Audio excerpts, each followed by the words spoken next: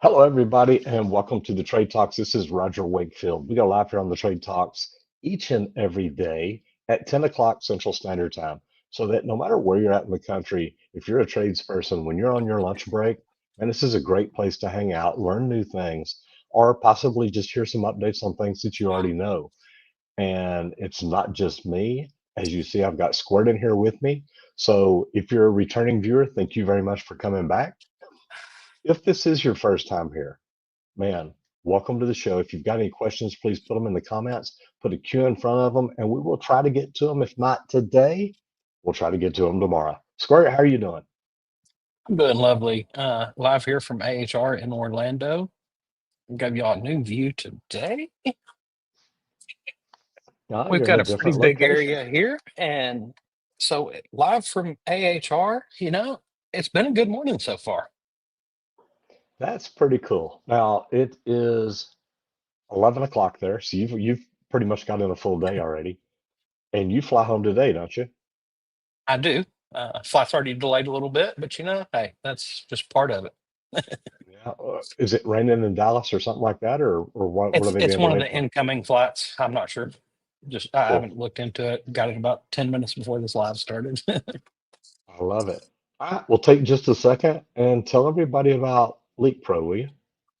Well, we'd like to thank Leak Pro for sponsoring today's video. They sponsor this video to let us do lives every day to be able to talk trades.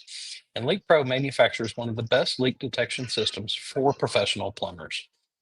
If you want to find anything out about the equipment, you can visit www.leak-pro.com, or you can give me a call at 1-8888 Leak Pro. We build the equipment, but we also offer an in-person training just outside of the Dallas area. And I've got a slab out there with 11 leaks under it. And if you don't know anything about leak detection, you can come out and take that training and you will leave with the confidence being able to find a leak at the homes that you need to do a leak detection on. Very nice. Now, national news, and you've got some different things in here about labor shortage, but let's change this up a little bit. Talk about the show that you're at, because I remember the first time I went, a lot of people asked me, Roger, why would you go to an air conditioning, heating, and refrigeration show? But number one, we're all about the trades. We're about supporting all the trades. I would go to a welding show, if I thought that, my community would be there. I know you'd rather go to it than AHR, but AHR Now, is really, it's a good show. I tell you what, like keep your mind open about shows. Coming to AHR, I was a pipe fitter, so I'm kind of involved in this world, but more on the piping end than the actual equipment end. We didn't get to pick the equipment that we installed. We were told exactly what to use. Hmm. But to come out here and actually learn some of the different things, a really cool one that I saw this morning is a new torch, burning water. It only uses water and it's twice as hot as normal torches are. So it keeps it very pinpointed also. It's like it was showing a video of them soldering up or brazing coils, and the braze joints happen in a few seconds for each one because you can pinpoint that heat so well with this water torch. It just runs off of water vapors. So that's kind of an intriguing thing for me. It ties to all the worlds because torches are used throughout many different trades, but to have this pinpointed heat like that and only use water, no gases or anything, I think that is just kind of amazing.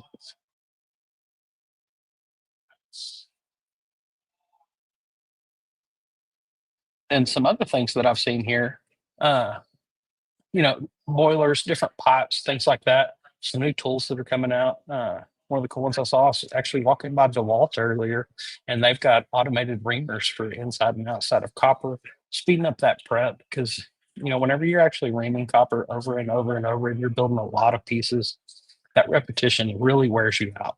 So being able to have tools coming out now to help ease up your muscles and make things quicker and easier to do using power tools is a huge thing. Uh, some other things I've seen, a bunch of filtrations, things like that, more automated equipment to actually cut, bend, fold ductwork automatically. I've seen some fend coppers and things like that. So there's really a bunch of neat things out here at AHR. And if you're in any part of trade that does deal with different parts and components of it, it's a great thing to come and see. Uh,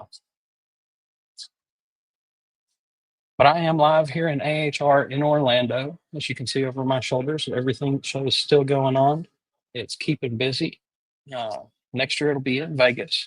But don't ever be scared to go to trade shows because it's not just about learning about the new products and stuff. It's about networking with the people. I've met a bunch of connections throughout the day, just kind of different parts and pieces and components that could actually do well for us. And trying to get that information out for you is huge. Well, I made Okay. it. I sat here, all of a sudden it showed you froze up, and I thought, well, I guess Squirt froze up, and I started talking. Then it showed I froze up. So I don't know why it all of a sudden disconnected me from my Wi-Fi and everything. No problem. So where you at? Uh, I just wrapped up kind of a rough tear down of AHR and everything here, different things I've seen. Let everybody know, it's not just about learning about the new tools and products and things. It's also about networking, meeting the people. And, I made some different connections in different parts of pieces of the trade. Met a guy this morning that does the UV air filtrations for HVAC. I told him that that's something that we promote a lot is that air quality in a home. And Absolutely. that's what we try to tell our HVAC guys, if you want a specialty, that's a good one to get into. Hmm. No, that's fantastic. Uh, so let's go ahead and talk about safety because mental health is a big deal. Bottom line. And say that again. Let's talk bottom line first. Let's let's talk bottom line. Navigating Oh, I construction completely skipped industry one. Okay, yeah, there we go. volatility in 2025. And guys, this is a huge one. The construction industry faces volatility due to potential tariffs and policy changes. We know everything that's going on, and we're adding tariffs, others are adding tariffs. So, this is something that you're going to have to account for. If you're bidding projects and your materials, you get them from other places, you're going to have to find out how that's going to affect you and if your cost is going to increase or not. So, that's kind of huge. A No, good and strategy, though. But here's what's funny. You're talking about tariffs and stuff. We're looking at building the event center. I literally got a text message yesterday saying, "Look, if you want to lock in your pricing on the event center, you better do quick. this quickly because of the tariffs coming. They're expecting prices to go up about 20%. Yep. I believe it. That's going to be noticeable." It definitely is, and it's going to hit that bottom line big time. Uh, but some of the strategies you want to just diversify your client base, expand services to various sectors to migrate risk associated with policy shifts. Don't put all your eggs in one basket. Spread them around. Get parts and pieces from different places and stuff like this to help keep your costs down for your customers and to keep your business going. That's how you keep everything moving. Like they sent you a text quickly going, "Hey, you better lock this in if you're wanting to." And do that for your customers. Let them know what's coming and when. And hey, look, you only have probably this long to be able to make this decision and save the money now. Um, And the but you're the big thing is a lot of people that have companies don't respond fast enough. Mhm. And if you look at it and say, okay, say it's water heaters again, just because we had this problem here recently. But when you get a notification telling you your water heaters are going up 20%, it's going to reflect it in your profit margins if you don't increase your pricing. Now, people will ask me, well, Roger, how do you know how much to raise it? Because you can't just raise your price 20% because of most of that being labor. So what I learned to do is look at the percentages. Your materials on the job should run about 17%. If they're going up 20% on a 17% section of that job, you should be at least raising your price 5% because you take 20% of the 17, so you're at 3.4%, round it up to 5 because there's going to be prices on the other materials going up too, or eventually your labor is going up, fuel's going up, tires are going up, vehicle maintenance is going up. 5%, nobody's going to say anything. Now, if you haven't raised your price the last 3 or 4 times that pricing has gone up, you want to say, okay, maybe it's time to go up 15%. Maybe it is time to go up 20 or 25%. Only you know your numbers, and looking at those numbers and keeping tabs on your KPIs, that makes all the difference in the world as to whether you're profitable or not. And some people get it and some people don't get it. Yeah. And I was going to say, like, with you saying 17%, that's in the plumbing space and service calls, I'm sure is what you're basing on. Because I Absolutely. was going to say, I've had jobs that were 80% materials, 20% labor, but I worked on some super specialty type of jobs, lots of stainless. Like a lot of people ask me, why it was so hard to do estimates in the industrial division. And it's like, look, a half-inch valve can be $20, but it can also be $10,000, depending on what that valve does and all the parts and pieces and components and how clean it is, things like that. So that's something to kind of keep in mind. And especially for things like that that come overseas, if you're in any of those specialty industries, these tariffs could be a huge hit. And you want to stay ahead and get ready for that. Stay informed. You regularly want to monitor policy developments to anticipate any market changes. Talk to your vendors. They're going to be on top of this also, and your distributors. Mhm. Yeah, and a neat thing about that is, and I like the way you put it, the materials on some jobs are going to be up to 40, 50%, even on residential service. Okay. Yep. And if you get in and look at it and say, okay, this is going to vary per job, but across the board, you're normally looking at materials going up as an average. So when I say 17%, Yeah. that's an average of what materials should cost for a residential service plumbing company. Now, it also varies by each trade. So you've got to know your industry and know which is best for you. And if there is just something going up on one of those materials that, this is 50% of the job, then Mhm. you need to look at it. Maybe it's just time to raise the price on that one particular service. Maybe it's time to move it up to the next service level to make sure you cover it. So great stuff to think about. Now let's talk about mental health since, I got off on it earlier. Maybe I am facing mental issues again this morning. Maybe so, but mental health is a crucial yet often overlooked aspect of safety in the construction industry. And guys, we talk about burnout a lot and things like that. That's all mental health based, okay? Because you work these long hours over and over, end on end, never stopping. That wears your mind out just as much as it does your body. So these are some things to keep in mind. You know, be wary of some high stress environments, depending on the companies you're at. Tight deadlines, that's something that was always increasing my whole time through the trades is every job seemed like it got shorter and shorter on the duration. And most of those jobs were bigger and bigger also. So it was pretty wild to see. Um, but you really don't want that high stress environment if you can prevent it. If you can put a few extra guys on the job, depending on the size, to help reduce that stress and hit that deadline early, it's a good thing to do. And as a leader or supervisor, you have to kind of play that in your mind because I've had to look at jobs and go, okay, hold on. I've got to cut some guys actually because they wanted us on site longer. So you got to make some different shifts, but you also got to think about that crew and their mental health and are they going to be able to handle it? Is it going to sustain? So put some of these things into thought whenever you're trying to plan your work. And the funny thing about that, you talked about the crews, but this is also a stressful job for foremen and superintendents and people like that. When you're reporting to the office and you're keeping track of your KPIs like you should be, there's always uh, the financial guy that's going to step in and say, look, you're not making enough money. And it's like, look, I'm pushing my man, I'm managing my man, we're doing this, we're doing that. But you've got to be able to look at your own mental health. And sometimes it's like, look, you've got to talk to a foreman and say, look, I'm leaving early today. I need to go home. I need to spend time with my wife and kids and dog and whatnot. Or you know what? I've got to go home and fix my toilet at home. It's driving my wife crazy, and I don't have time to do it.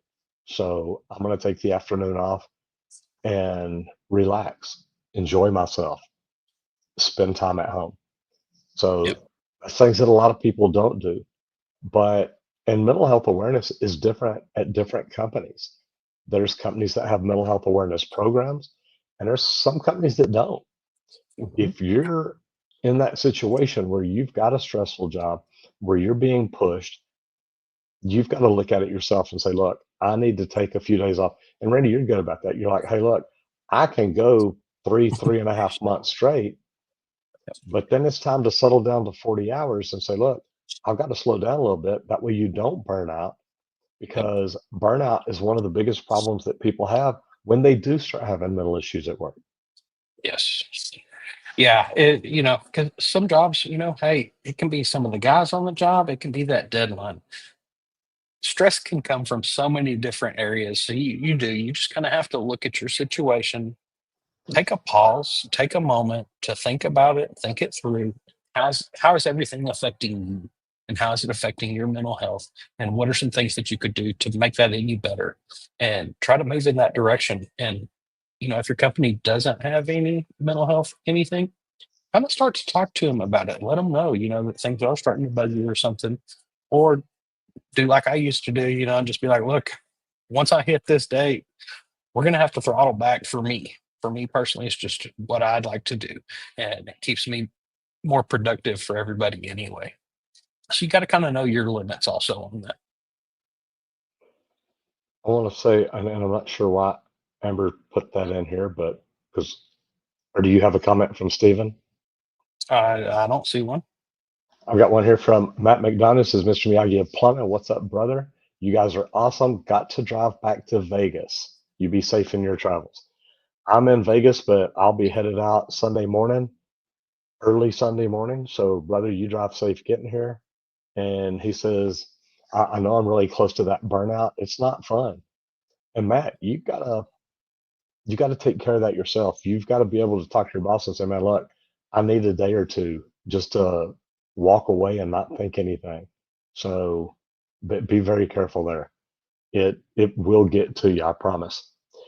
Randy, let's talk about new construction. And what I want to talk about today is, what is the biggest job that you ever worked on? So probably the largest job I think I worked on was probably the new Parkland Hospital in Dallas. 2 million square feet. I don't remember how many rooms. Like I used to know all that off the top of my head. It was Yeah, it seemed like there humongous. were a billion rooms. That's it. And I guess I'm going to take that back and I'm going to say Texas Instruments was probably the biggest one, just because I worked all over that campus. But I didn't think about that as one job the whole time. I thought about that as a bunch of different jobs. Parkland Hospital was one build, brand new, and it's the new construction part. Uh, Hmm. but like building that RFAB, the first RFAB, that was a pretty big building too. Uh, I was on that job for a while, but I think Parkland was the longest one with 14 months and multiple buildings the way it was. Okay. What was the funnest job you've ever worked on? Funnest job is probably Great Wolf Lodge. Getting to build a water park with you. How many kids get to build a water park with their dad? Probably not too many. Well, I do know one, Phil's son from Newman Pools, the Uh-huh. general Yep, contractor that we worked for. So it was pretty absolutely. cool, Yeah. But yeah, that's probably the funnest one. What about you? Mine are the same two you just picked, because Yeah. Parkland was definitely the biggest. Like you said, there's not a lot of people that get to build a 2 million square foot building at all. Yeah. And to be able to build that and know that that is the biggest county hospital in the nation, and God, maybe even the world, because it's massive, Yeah. that That's was pretty big. cool. And then the funnest again, probably Great Wolf Lodge, because me starting it out, I helped bid that job. I helped pitch it. I helped do everything. And then, of course, the day we were awarded the job, Mike Matthews, the vice president of the company, came up to me and said, Roger, you know that we don't have any superintendents that can run a job like this. He says, so you're going to have to go back out and run it, because I had pretty much moved into the office. I was the superintendent over industrial projects. But it was nice to get to move back out there and do that. And I think my favorite thing about it was learning a total station because it was something that we had never really used in the field. So we made sure that we put that in our pricing, that we were going to buy a total station and we were going to need it to lay it out. And it was neat because, look at all the new stuff that you're seeing today at the show that you're at. That's what it was like for me. We had done a job over in Fort Worth, the Radio Shack Riverfront campus, which had, 5 buildings over there. Beck was the general contractor, and they came up one day and they said, "You realize you're supposed to have a drain outside of this building over here?" And it's like, well, it got added on later, and we have no way to lay it out. There's no measurements, nothing to pull it off of. One of the general contractors said, "Look, I'll send my layout guy over there, and he'll make a mark on the ground." So I went over there and met him. It was a guy named Ronnie from Wiley, Texas, and he came over there and literally set up his total station, shot a point, put a flag in the ground. He said, "That's where your drain goes." I'm like, "How do you know that?" Yep. And he's like, "Man, this equipment is phenomenal." He kind of explained to me how it worked off northing and easterling points, and it just blew my mind. So I literally started studying it then. I brought it into the office at Brant because that's the job that we were working on over there. Then when I went over to Beard, I said, "Guys, there's a tool that we need, and this is it." And we ended up getting it. So it worked out really pretty cool. It's awesome. That's right. Yeah, because those two are probably two. I mean, number one, they're two jobs you'll never forget. Anytime you're working on the biggest project going on in the Yeah. country, uh, it's a big deal. And then anytime that you can look back and say, okay, I built an indoor water park. And a lot Yeah. of people have no idea literally what all goes into it because you've got piping that goes all across back and forth around that place underground, and you've got to put it in layers. So you may have like the wave pool, which required I think 16-inch pipe out there. That may be 8 or 10 feet deep because you may have 3 or 4 other levels above it going to different pools. And it's nice to know because we also shot that elevation with our total station.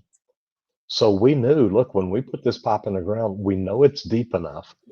And it we never hit a line. So it was really good. And it's I funny thought it, because the only I think there were 3 points or 3 pieces of pipe on that entire job that were not right where they supposed to be. And it was because Phil came out and said, "No, we need to move this line. We need to move this line." I'm like, "Man, not by the points we don't." He said, yeah. "Yeah, but I know how this lays out, and this is in the wrong spot." And so we made note. I think we even painted them red. That way, it's like, Yeah. okay, you're Yep. telling us to move it. I'm going to paint it red, and if it's in the wrong spot, you're going to see that. Sign this, please. Yeah, Yep. yeah, I exactly. thought it was cool because that was my first ever all PVC mechanical room. There was one stainless piece and it was a transition because it had to be so close to the actual wall from the pump. And that was just cool. And I think that's probably another reason why it was one of the funnest jobs because it wasn't my normal weld pipe in there. It was PVC pipe that we were gluing. And when you're gluing large PVC, you still have come alongs and all that stuff. So I fit right in that world well, and it was a good time. Yeah, and it's neat because that stainless header that you're talking about, that was our idea because what they had designed wouldn't work. It's like, guys, there's no way to get enough PVC fittings in here and do this, which, we came from Texas Instruments, especially being from Beard. And it's like, look, what we could do is we could build a 6-inch header here. We could flange both ends, and then we can put threadlets all over it and bring all these different lines out. And it was really neat. But that was such a neat and innovative idea to Newman Pools. Newman Pools hired Beard to make headers like that on every job they did from then on. Not too bad. Okay, mindset. And we're going to talk about that because of where we're at today. I'm at Funnel Hacking Live with Russell Brunton. And yesterday, Dan Kennedy spoke. And it was such a neat presentation. just to listen to him think and talk about the way that different people have grown and done different things. But it's really cool because something that I've been looking at here lately is, and Amber, I I don't don't know. know, just so you Yeah. know, Amber, Randy and I don't see any comments from Stephen Green. Uh, anyway, to listen to him talk about online marketing, offline marketing, and a combination of both. And he's like, look, if you really want to grow, it takes a combination of both. So, we're doing a bunch of online marketing. That's what YouTube is. That's what LinkedIn is. That's what Facebook is. But when you look at what we're doing offline, we're starting to do more and we're looking at how to do more. So I'm working on a couple of things with a PR firm. I've got a management company in Hollywood. And Randy, you see it. So my question to you, mindset growth, is I'm here learning marketing. You're there learning AHR. And we'll get back together Sunday and talk about it for a little bit before we head to Indianapolis.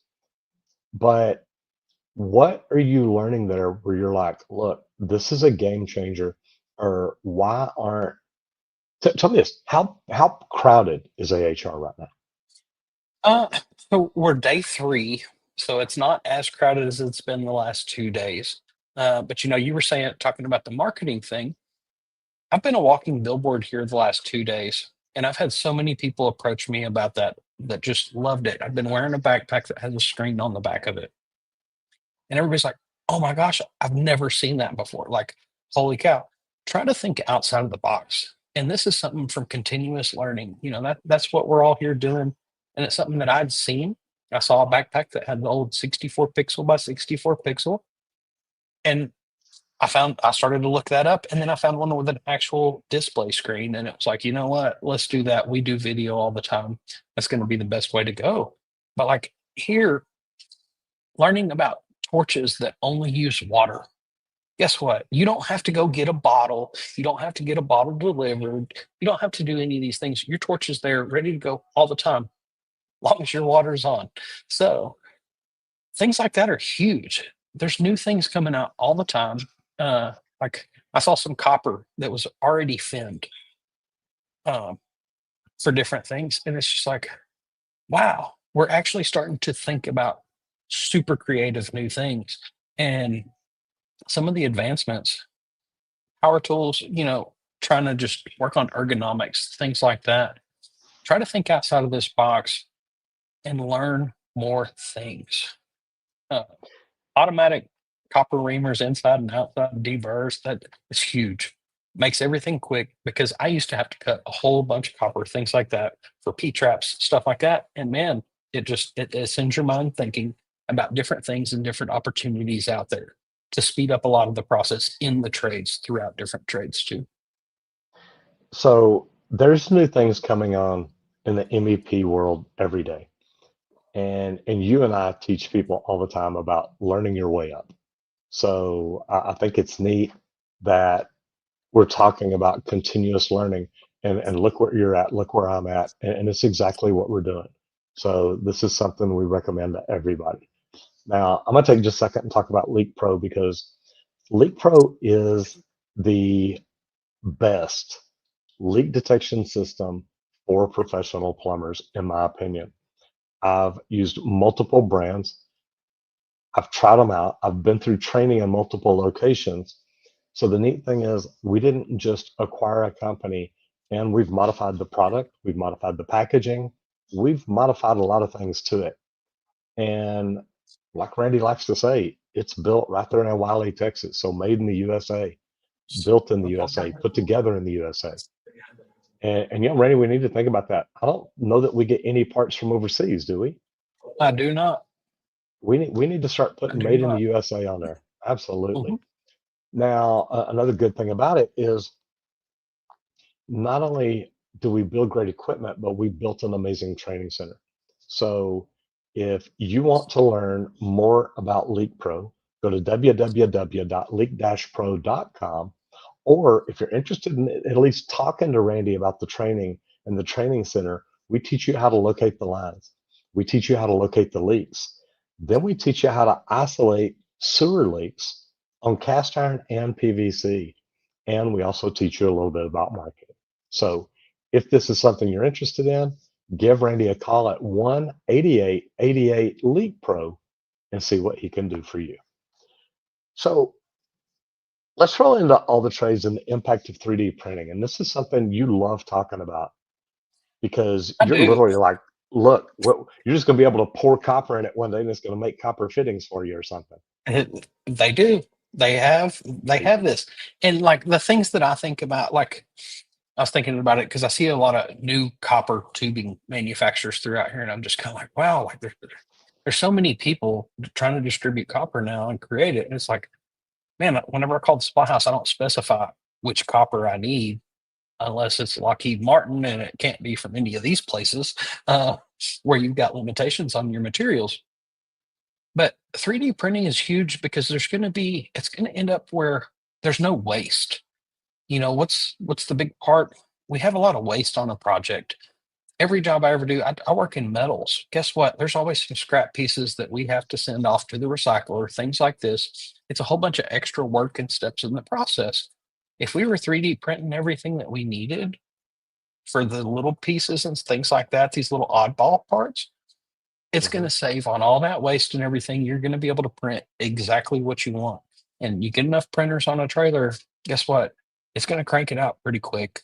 And you can stay on top of that job and order exactly what you need. If you get stuck in a situation and you run out of something, hey, print this out real quick. And it's going to happen. Okay. But go ahead. Hold on. You're talking about no waste.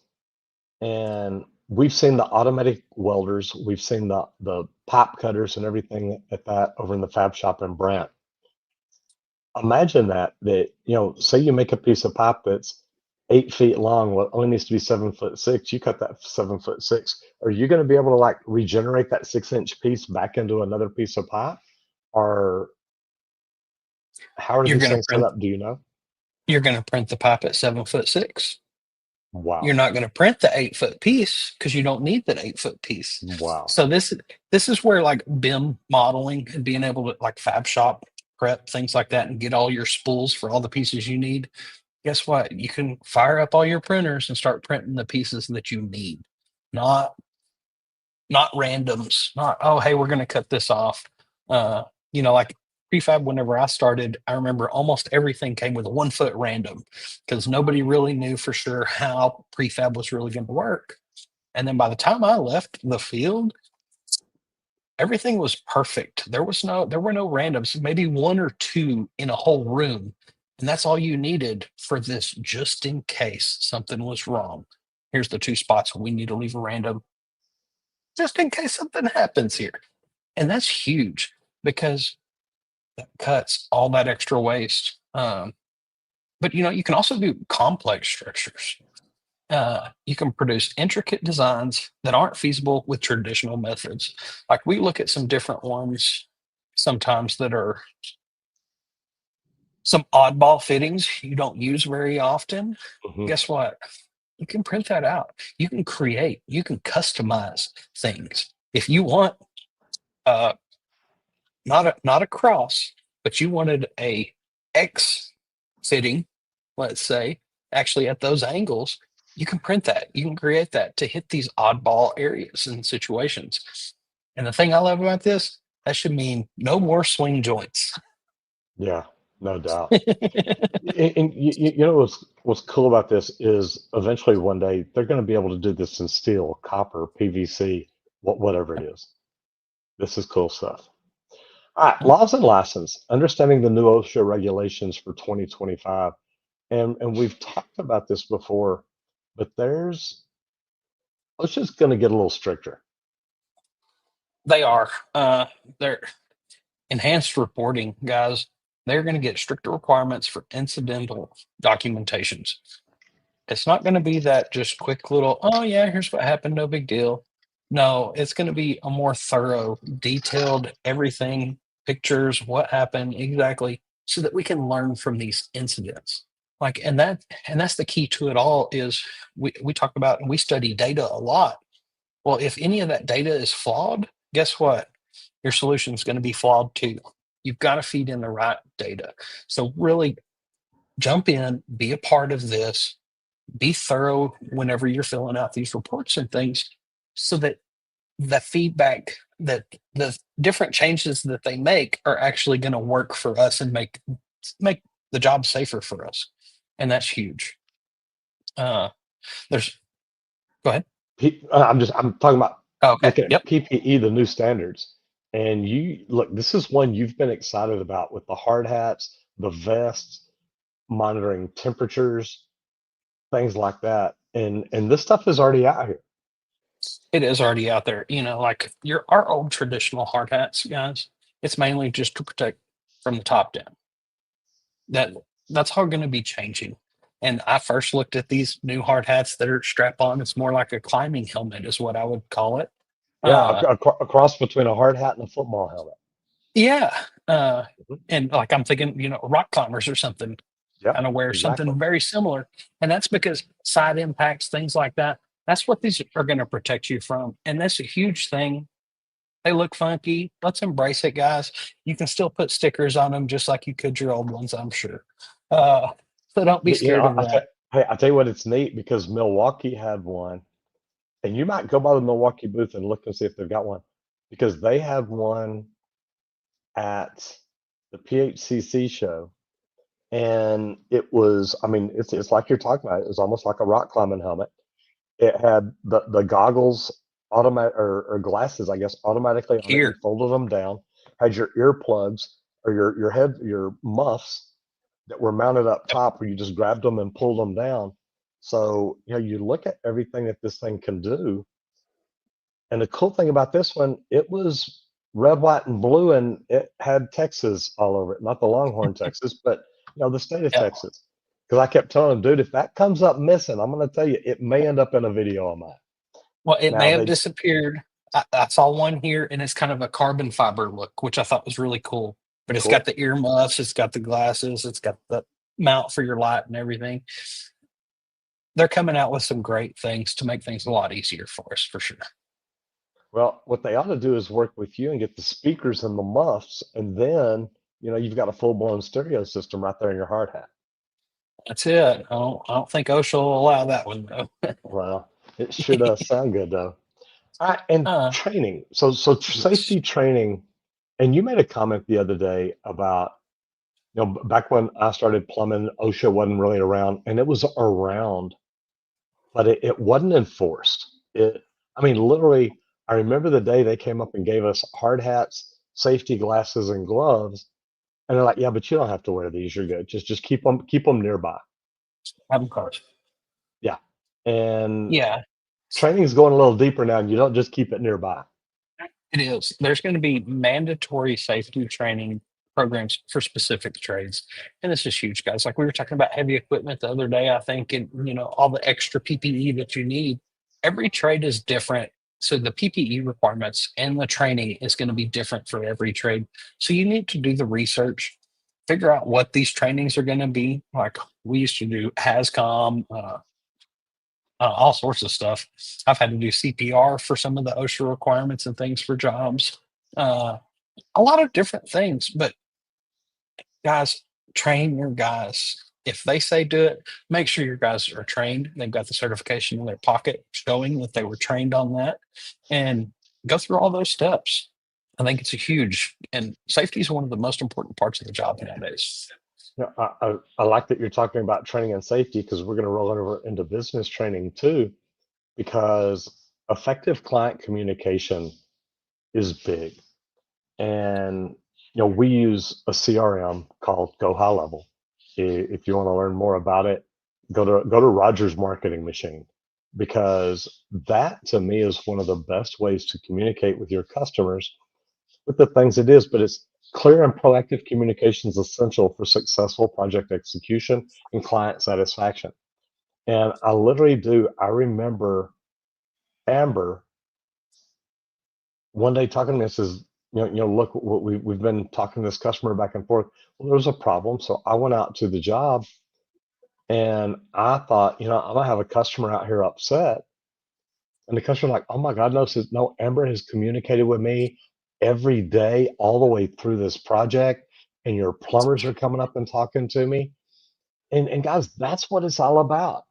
If if you run into a problem on a job and you at least talk to the customer and explain, look, we were tunneling under here. We didn't know that there were grave sites under here. There's nothing we can do about it. We got to slow down and talk. They're like, well, thank you for talking to us.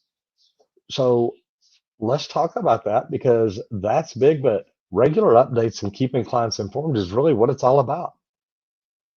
It's huge. Like you hit that stall, that delay, that problem. Like I tell the team all the time when we're trying to come up with some of your videos, it's like, look, we're dealing with a real plumbing problem here, guys. We're going to tear into it and then we're going to find out more things that are wrong. Like that's just part of an old house. You're going to run into different things, but clearly communicating that with everybody, keeping them in the know of what's going on, where you're at, why it's a problem, and how you're trying to address that situation, the customer's going to appreciate that feedback, and just being in the loop lets them gives them a lot of comfort, is what I feel. uh, but you also want to set clear expectations with them of different things, especially when there is a delay. Look, here's what I'm expecting right now. I'm trying to talk to the vendors to make this quicker or whatever, but don't tell them faster than you can really get it done. Hmm. I always like to tell them a little later, because guess what? If you get it done sooner, they are so happy with you. And that's a huge thing with being upfront with them and giving them a realistic expectation, because you don't want to lead them astray or have to go, oh man, well, I forgot this part. So yeah, it's going to take a couple more days. Customers don't like to hear that. So you really want to clearly communicate what's going on and that clear expectation of what they should expect. And make sure that you're listening to them. If they give you a worry, make sure that you address them. Look, I heard you say this. I know this is what you're worried about. Here's how I want to address that. Here's what I want to do. Be an active listener, because that's huge whenever you're dealing with customers. And it's a big thing in customer service, that I've learned over the years. Listen to that customer and just talk with them and let them know that you're hearing exactly what they're saying. And that'll take you a long way. And I love this because we communicating with our customers is a big deal. And I talked about go high level a while ago. It doesn't always just have to be picking up the phone and calling them, sending them notifications each and every day, having your plumber send them notifications. Just let them know, hey, look, we're headed out, we're coming back, we're doing this, and things like that are something that we should all be doing because sometimes you have difficult clients, and some of the best way to handle them is just to stay calm, communicate with them, be professional, and as long as you do that, you're great. But then, talks about active listening. Listen to your customers. And I used to have a plumber that he'd go out and he wouldn't listen to the customers, and the customers would call me back and say, "Look, I told him that there was a line going over here, and he was out here all day, and he never checked that." And then when he got ready to leave, it's like, "Hey, are you ever going to go check that line?" He goes and checks it, and then finds the problem. But then he wants me to charge me for being out here all day long. He says he didn't go when I told him to. So you've got to listen to what your customers say. But one of the good things and a good way to do that is be able to ask, look, what kind of problems have you had with this before? Who else has tried to fix it? What did they try to I'm do? live. All kinds of different things like that. So it's really interesting to see, but communicating with them is big. And you can literally start communicating with your customers before you ever arrive. And we're going to talk about vehicles right here. But man, when your plumber gets in the vehicle from the job before and he's headed that way, they should send a message to say, "Hey, Squirt, we're on the way to your house, and I'm Roger, and I'm going to be the one who's coming over." And it shows their picture and their profile and things like that. So there's a lot of ways that you can start communicating. But we talk a lot about EVs, but let's look at gas, diesel, and electric vehicles. What That's it. work trucks? What work trucks are going to be the best to use? Depends on your trade and your location. First off, I'm going to make that clear Okay. as all day, because if you're city in the urban areas or rural, that's gonna be a huge difference on distances you need to travel. How much does one tank, one charge, whatever, how far is that going to get you in a day? So that's the first thing that you're going to want to play with and address.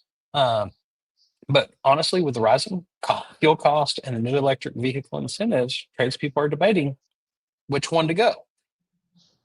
Gas trucks, it's a lower upfront cost. And, we talk about that a lot on here.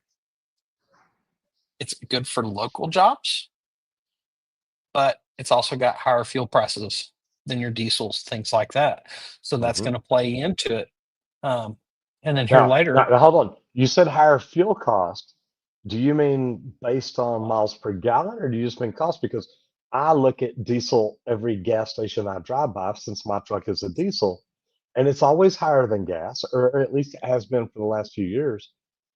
I remember when diesel used to be a lot cheaper than gas, you correct. know? So are you really looking at cost per mile? Or are you looking at what are you looking at there?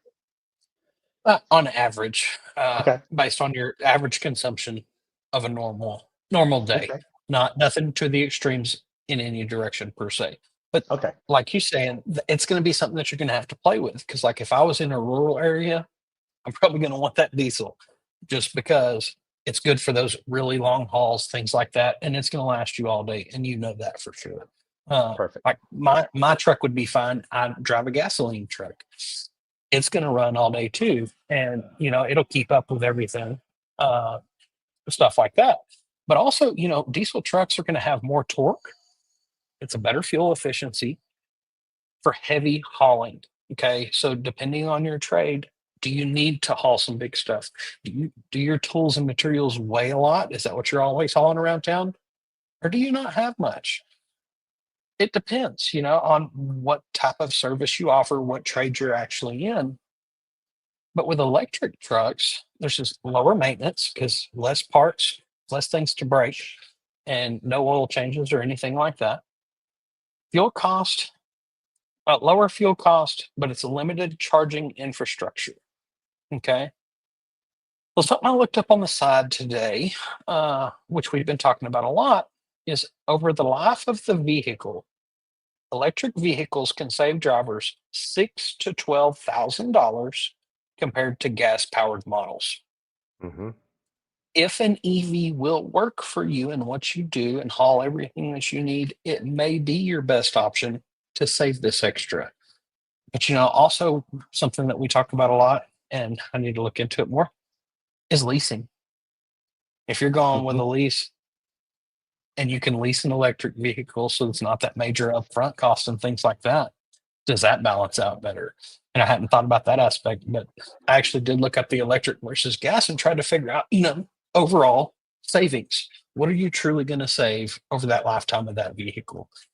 And it's 6 to 12 grand. So depending on how you want to play that, if your electric vehicle will run the full day, all day long, get them back to the shop where they can charge it again and it's no big deal, it may be the way to go. Help save you money over the lifespan of a vehicle So the electric vehicle will save you 6 to 12 grand per year. That's compared to a phenomenal. gas powered. Yep. Because when we got, and I love the And lease idea. no, not per year, in a lifetime. Okay. The lifetime of that vehicle. Yeah. Okay. So it's All right. not huge for the life when we're talking lifetimes of vehicles, because Hmm. you and me, we use a vehicle for a long time before we get rid Yeah. of it.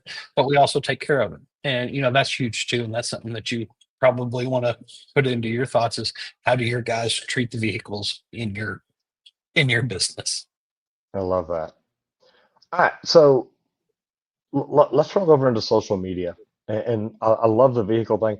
I did the lease and I thought it was great because we were able to get them wrapped, get them shelved, and we did the biggest, longest, tallest sprinter type vans that we could get. So it's pretty neat.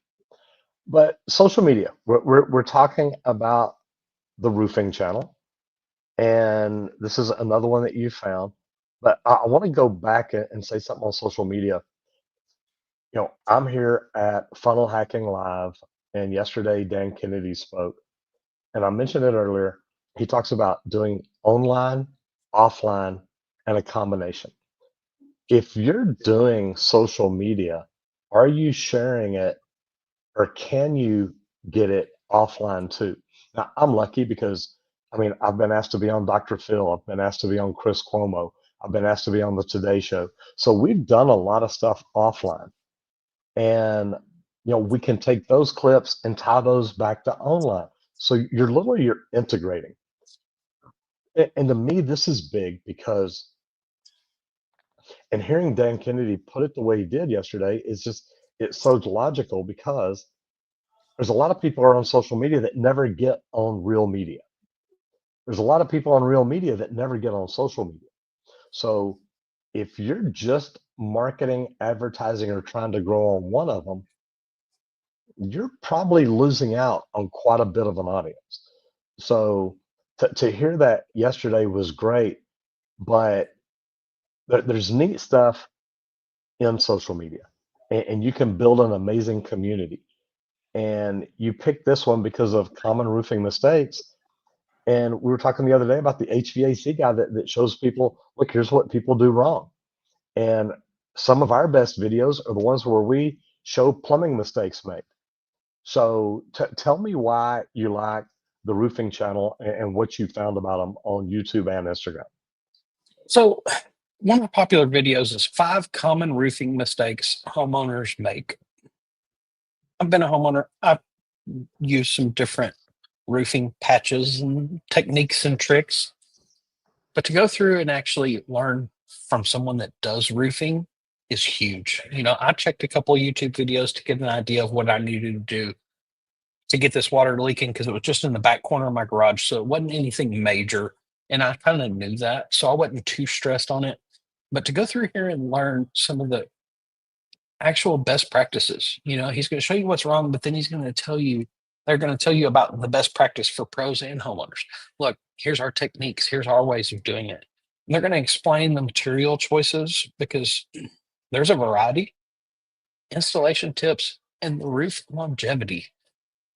Something that we don't always think about these materials and things, how long they actually last. And if you want a roof that's going to last for 30 years, well, then, oh, you need this, this type of thickness, this parts of shingles. Or if you're just doing a 10-year roof, there's different options, different materials out there, and learn from some of these roofing professionals that actually know what they're doing. They've been in it for years. That's why we like to talk about the trades that we know most because it's what we've done for so long and it's something that we've actually mastered. Guys, if you don't know much, you have a problem at home, get on socials. Learn from a few of these different people, check out a few different channels, and it's going to take you a long way. But then, like you were saying, use socials to help market what you do. Even if you're not a business owner, you're just a worker in the field, guess what? You can film some videos and market yourself as to the work that you do. Hey, you never know. The right guy might see it and pay you double. There's no telling because of what you put out into the world. And some people are looking for that perfect person. And if they find you on socials, they may just scoop you up. Okay, and I'm trying to go through here and look at the comments. It's not coming up over here, but Stephen Green commented, "Hey Roger, great to meet you on the Marketers Cruise. Enjoyed your YouTube focus group at the end. I want to get with you on this, but didn't get a call from the team yet. But you are the man. Such great value. It's great to see a platform dedicated to the blue collar trades. Emphasis on a mindset growth and practical advice is crucial for success in any field. Networking mentorship can truly elevate one's career to the trades. Looking forward to the insights shared during these sessions." So, and the reason I wanted to read that is it's not coming up on here. So, Stephen, Amber said it was, so I just went in and looked at it. So I just want to let you know, look, I do see your comment now. Hope everything's going well. And look, social media is big, and to me, it doesn't matter what trade you're in. It doesn't matter what niche you're in. It doesn't matter what industry you're in. And Mr. Beast said this one day. He said every business in the world should have a YouTube channel because This is where people are searching for. Remember, YouTube is the second largest search engine in the world. I tell people every day, go to YouTube, search plumbing. You're gonna find the big white mustache. Looks a lot like this one. And the funny thing about it is I look at all these other businesses and I'm thinking, man, why aren't y'all doing that? Because they'll spend a lot of money on ads, and ads are forcing people, you're putting your product in front of somebody, a random audience, and it may be very filtered very well, but still, are these people your buyers? Are these people really looking for what you're putting in front of them? Because on YouTube, people are searching your videos out. They're searching your title, your description, your keywords. And to me, that's big. And it's just something that more people should be doing. So that's why I do. I love talking to the trades. I love telling them about social media and what we do with it. I mean, Randy, I'm in Las Vegas. I got on an elevator the other day, walked in, and a guy across me was like, "Oh my God, you're Roger Wakefield." And I'm looking at my shirt like, "Oh, okay, yeah, that's me." And he's a plumber. And he's like, "Man, I watch your videos all the freaking time." And he looks over at his wife and he's like, "See, this is the guy I was telling you about." And then I meet a chiropractor last night, and he's like, "I've watched your videos. You've helped me do plumbing around my house." So what this stuff does is it works. And I wish that I could get more people, more trades companies especially, to do it, because you can tell people your why story. You can tell them what you're about. You can tell them how you do what you do. You can do what the roofing channel is doing and tell people what people are doing wrong. And a lot of times that is enough valuable information to make sure that they don't do something wrong. So I love it. It's great. Let's talk about League Pro, because I mean, man, you're wearing your brand on your back all around AHR. What kind of comments have you got from that? Man, everybody's always at because I'm at an HVAC conference. So they're kind of like, "Oh, you work in the field," and they look, and I'm like, "No, I actually manufacture leak detection equipment for slab leaks and leak detection." And they're always kind of like, "Oh, wait, like most people are here." I said, "Yeah, no, not at all. But get on here and talk trades every day. I'm here to learn more. What's the new things coming? What are things like this?" And people are just they're kind of shocked about that. Like, wait, you work in the plumbing world and you came to this? It's like, yes, exactly. But I want to talk about more things, not just one thing. I want to learn more about everything. And I think that's huge. And coming to places like this, you're around a bunch of people that are like minded.